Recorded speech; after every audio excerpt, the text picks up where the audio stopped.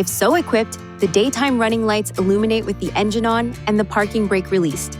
If the parking brake is applied before the engine is started, the daytime running lights do not illuminate. However, they will illuminate once the parking brake is released.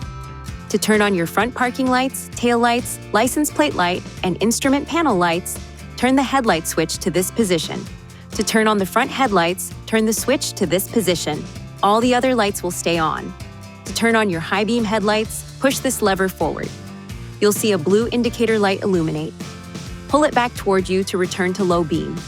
The blue indicator light will turn off. To make your high beam headlights flash on and off, pull the lever toward you and release it. Fog lights create a wide beam pattern, focused lower than the headlights. This minimizes reflected light and helps you see better in foggy conditions. If your vehicle is equipped with fog lights, here's how to activate them. To use the fog lights, your headlights must be on and low beam selected.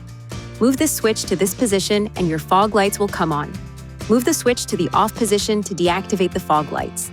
If you turn the high beam headlights on, the fog lights will automatically turn off.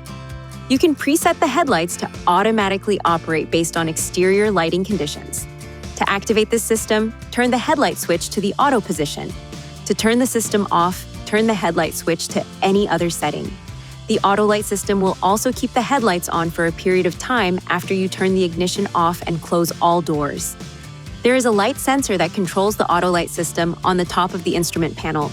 Keep that area clear of papers and other material. Please see your owner's manual for important safety information, system limitations, and additional operating and feature information.